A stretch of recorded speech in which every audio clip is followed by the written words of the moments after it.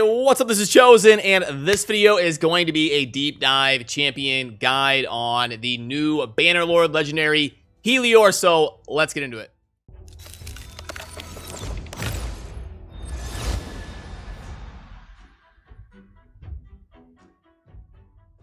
Alrighty, and first of all, huge thank you to Orbic for letting me jump on the account here. They are lucky enough to have Helior summoned before the 10x or anything was able to get him, so I am able to get this content out to you guys as soon as possible before the event so I can get some testing, get some infographics out there, and we can have a discussion about Helior. So yeah, we're going to go into the index, Bannerlords, and then Helior is going to be over here towards the right. The defense scaling Force Affinity champion right here is Helior. And Helior is one of the coolest looking champions in the game, in my opinion. This radiant sun shield with the eyes on fire, and then the weapon with the pulsing sun energy going through it, matching the aesthetic of everything he's wearing here. Absolutely incredible champion aesthetically. And then if we pull up Wikipedia, I believe Helior is going to be based on Helios or Helios, which is an ancient Greek kind of mythology, religious type figure, which is the personification and god of the sun, often depicted in art with a radiant crown and driving a horse-drawn chariot through the sky. So if I had to guess,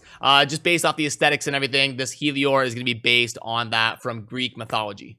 And I will have an infographic on this guy down below in a pinned comment, just the way things are lining up with my workflow of getting the graphic done and being able to get on this account to record this footage. I'm not going to have it available to me right now while I'm recording, but down below in the pinned comment, I will have the infographic on this guy where you can see some of the basic information and all that. But now let's dive into the base stats and some kit analysis. Okay, we've got 18,500 HP, basically. Not bad. He's a defense scaling champion, so the attack is completely worthless. It means nothing. It might as well be 0. Defense of 1542. That's the stat we're looking for. This guy scales with defense, so we want really good defense and then as much HP as we get besides that. 1542, a really good base defense. 95 speed, a tad on the low end, but that's not too bad. Also, the crit rate and crit damage, pretty par for the course, 57%, slightly buffed on the crit damage.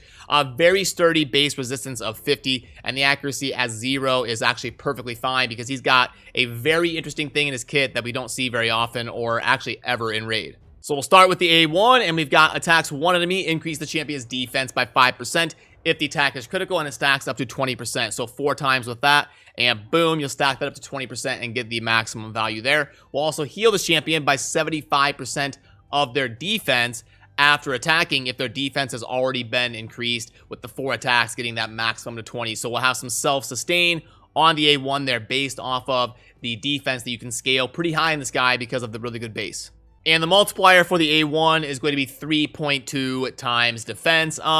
Not amazing, not trash. It's just kind of a decent multiplier there for the attack. Then we've got the A2. It's going to be an AoE on a 3-turn cooldown when you get it fully booked. And it's going to place a shield buff on all allies for 2 turns, equal to 20% of damage inflicted. So this is going to be something similar to like Sir Nick, Miscreated Monster, where we can place big shields in the right situation, especially somewhere like the Spider Den can be a huge carry. You get a bunch of shields on your team, so you can absorb all those attacks and all those poisons coming in these contexts of the Spider, or even like Doom Tower, Arena, whenever you've got multiple enemies on the board, lots of shielding coming in if this hits decently hard. And the multiplier on that is going to be a 3.0 times defense. Not very good. So this isn't going to be some sort of nuking ability, but it is going to be AoE, scaling with defense, placing shield. So still some decent utility out of the A2 there, even though it's not an insane like AoE nuking ability. Then we've got the A3. Transfer all debuffs from all allies. So we get a cleanse when booked on a 3-turn cooldown. Basically, an all-ally debuff cleanse. Then we're going to target an enemy to place all those debuffs that we cleansed, and then attack them with the A1 that Helior has here. The A1 will attack after doing the cleanse and transferring those debuffs to an enemy. And remember I talked about the base accuracy being 0. Normally we would need accuracy to land those debuffs that we're trying to transfer, but he's going to convert all resistance into additional accuracy when using this skill. So we can build this guy with super high resistance, and he never needs accuracy except for this one time when he's going to transfer debuffs, and he'll go ahead and convert his resistance and accuracy. So a super cool mechanic, and it makes him able to be built extremely sturdy and you don't have to worry about accuracy. You can just go ahead and stack resistance, and then he'll convert it to land the debuff. So absolutely amazing ability there on the A3. Then we get a passive. Whenever an ally has 2 or more debuffs and they are attacked, this champion will absorb 30% of that damage. So a little bit of a rough qualifier. Maybe under 1 or more debuff would have been better. But hey, you know, that's some pretty good damage mitigation. Can really help you out in a context where you're going kind of second and your team gets debuffed, and then you can go ahead and absorb some of that. It's kind of like a built-in bulwark mastery where Helior is going to soak up some damage from some more squishy champions, so they maybe don't get one shot as often. And then we get an aura of all battles by 60, which is great. I love it when it's all battles, more consistent value. And the fact that it's resistance works super well because he's based off of building high resistance, and he's pretty good in sturdy defensive teams. So the aura definitely fits in with his kit. So now let's head on over to the Helior that is built, and we'll talk about the gearing, the booking, the masteries, and then show this guy in action. Okay, so here is the Helior that they got built on their account. I'm going to go over the build they have, and I'll let you know what I think of that. I did change the masteries and did those for them, so the masteries are what I would kind of recommend in a most general sense. We'll go over that here in a little bit, and it is in the infographic down below. But yeah, so they're using immortal resistance and then getting some sustain just out of the kind of resilience set where you get defense and HP. So this build's totally fine, pretty generally useful. You're looking for a good blend of speed, resistance, HP, defense, toughness. If you're going to be building him in a dungeon context, like the spider, you may want to, you could even go with like Savage or something just to get insane shields. Ignore defense on all those spiderlings and just crank out tons of shields by getting a little bit more crit damage and some ignore defense mechanics with like Savage set, and then really scaling his defense up a little bit higher. But in the arena, I think leaning towards a more sturdy style build, putting him in Savage in the arena is, I mean, yeah, it'd be nice to have him hit a little bit harder and place a little bit more shields, but I think you're going to want to lean towards a more high resistance and super high defense, high HP, high toughness, more like style build. Which leads us into the gear. The banner, they've got a pretty solid HP banner here. I think the optimal route for like super endgame would be getting him in a resistance banner and then getting as much defense, HP, and speed as you can get after the resistance main stat. The crit damage amulet is nice. He does do damage every turn, and you do want to build him with some crit to get a little bit more value out of that A1. So nothing wrong with going with a crit damage amulet. He's not really a nuker though, so you could, if you have a nice amulet that's like defense or HP, and it's got like a double or triple roll of resistance, I would go ahead and like that would be totally fine to use that.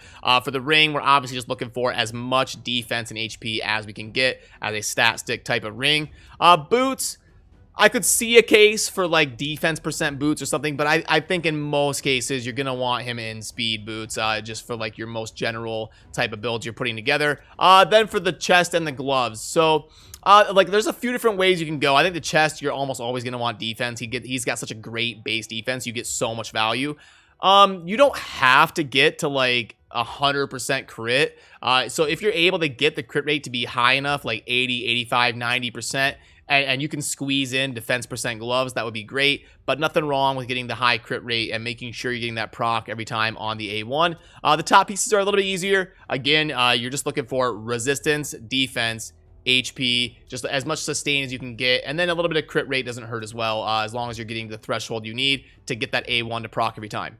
And also remember, attack is completely worthless on this guy. You don't want any attack, so getting weapons that have like HP, resistance, and speed is going to be ideal. You don't need to get like the attack percent rolls on your weapons, and even accuracy is not that great on him. It is going to help. Remember, it says additional accuracy from your resistance, so you do get some value out of accuracy rolls, but it's very low. So I would really focus on stacking as much resistance as you can and then getting the defense, HP, and speed.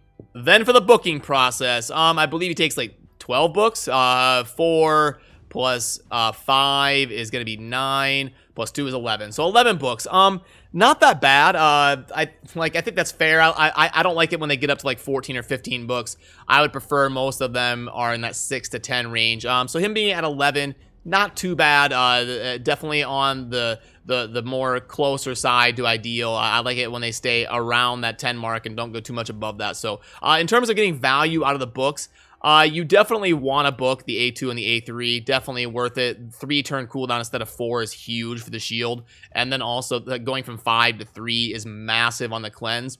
For the A1, you could probably save some books here. If you get good RNG and you save 1 or 2 books on the A1, not too bad. He does get the heal, and the A1's decent. The multiplier's average, not great, not trash. But if you're trying to be super budget, get the A2, get the A3, and if you have some decent RNG, you can feel fine with saving 1 or 2 books on the A1.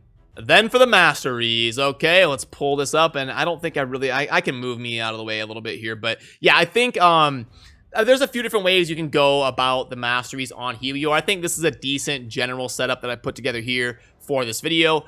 You want the counterattacks on the A1. You want that to stack up to that value as fast as possible. So nothing wrong with taking the counterattack Masteries there in the defense tree. I think you get a lot of value out of Unshakable because you're not only getting resistance, but in this case, you're also getting accuracy out of it. So lots of value out of that. You could also go a few different routes, but I think the Unshakable there's a great tier 6 mastery. So remember, you don't want to blindly copy Masteries. You want to build it for how you're using the champion in game. But I think just for general usefulness, these Masteries should be good in most situations. Now I want to show you a little bit of footage I had recorded here. Let's go ahead and pop that up right here. So this is going to be just his animations. This is going to be what his AI prioritizes, that solar blessing. That's super cool. You got that sun that pops up. This is going to be the cleanse. He cleansed some debuffs and then he ran in and did the attack. And then that's the default ability right there. So then this is just some arena footage so you can see what he kind of looks like in battle compared to other champions and watch some of the animations. But yeah, his AI will prioritize the solar blessing, which is that AoE attack. That's going to play shield based on damage. So he'll shield the team and then he'll come through, do the cleanse after they play some debuffs and then transfer it to a target enemy and attack them. And then he'll start popping off with the A1, stacking that defense and then getting to the point where he's actually healing himself. So that's what the animations look like in battle. And then we're just kind of finishing the arena match right there. And I want to show you him in a Spider 25 run where he can really place a bunch of shields. And he wasn't even really built for it here, but you want to have him go after somebody that debuffs. So here you'll have him go after the Venus, and then he'll come in, hit really hard, place the crazy shields on the team, and help you kind of build some spot right there. Boom, Solar Blessing and all those shields. Look at that massive shield. So it's kind of like a miscreated monster almost, but a different affinity. Miscreated monster being magic, Helior being force, fills a nice role in the game to help give some progression in other stages of the spider. So I like how he's a shield placer and the affinity that he is and how that kind of fits in with his kit. So super viable for spider teams when you want to get him tuned to go after a debuffer and make sure he's going in the right spot on your team, similar to a miscreated monster where you want the crit rate and want him going after like your Stag Knight or your defense down champion, and then place a bunch of shields on hitting all those spiderlings after they've had a chance to kind of pile up after your allies have taken some turns. So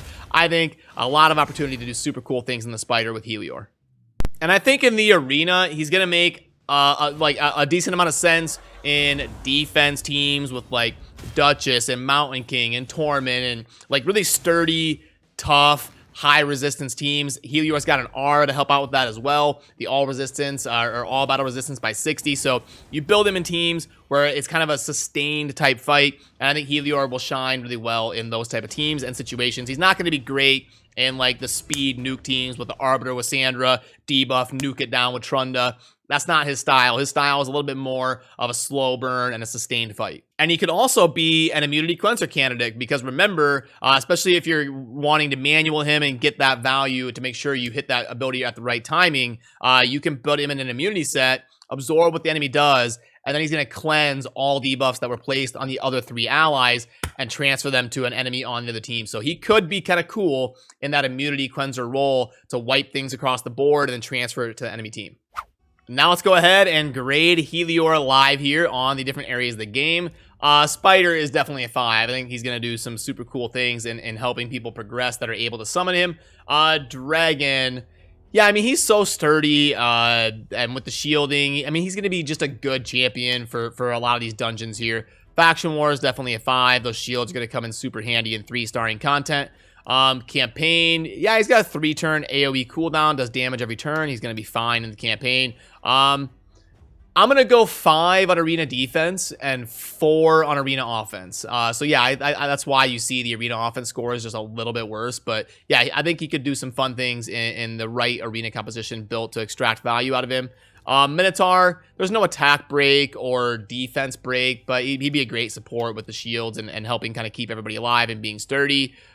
Same thing with the Void Keep, like he'll help keep your team alive. Yeah, he's great in Golem. I think Golem and Spider are probably the 2 areas where he'd be like really shining in. The Fire Knight's going to be the worst in my opinion. He's not bringing like speed down or decreasing turn meter or doing anything super special there. So Fire Knight's going to be like a 3.5 or a 4, but that's why you see the Fire Knight score lower than some of these other ones here.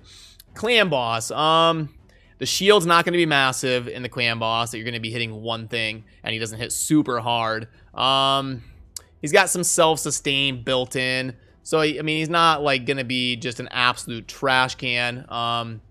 Yeah, again, it'd be like a 3.5. I'm gonna go 3. I don't think he's gonna be that great in the Clan Boss. I think Clan Boss and Fire Knight are not where he was kind of built to get value. Magic, he's affinity strong, but he's not gonna like remove buffs or anything or block it. So I'll go 4. The Force Keep 4. He doesn't do defense break or anything, and Spirit Keep's kind of similar, but he is affinity weak actually. So I'm gonna go a 3 right there on that one.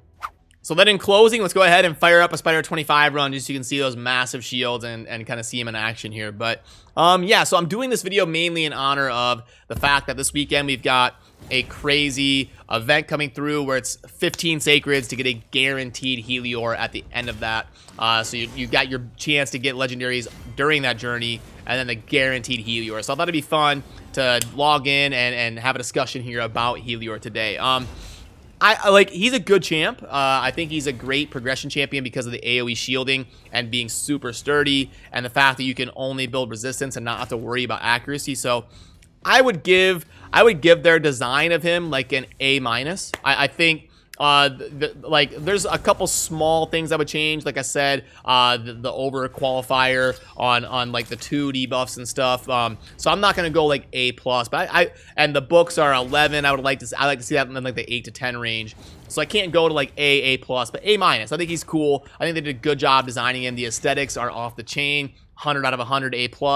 And he's got a new mechanic, something fun that he brings to the game with the resistance swap to accuracy. So I think Helior fills a cool role in the game, and I'm excited to get after it and try my best to get him during the Sacred event. That hasn't happened yet as I'm recording this, but I'm going to hopefully be going after it and getting Helior soon. So let me know what you think down below, what you agree with and disagree with in terms of my assessment of Helior here. So as always, thank you for watching. Have a good rest of your day. And if you're going for Helior with the Sacreds, good luck, and I wish you the best. Hopefully, you don't just get Helior, you get at least something else fun as well while you're pulling those Sacreds. So, take it easy. Peace.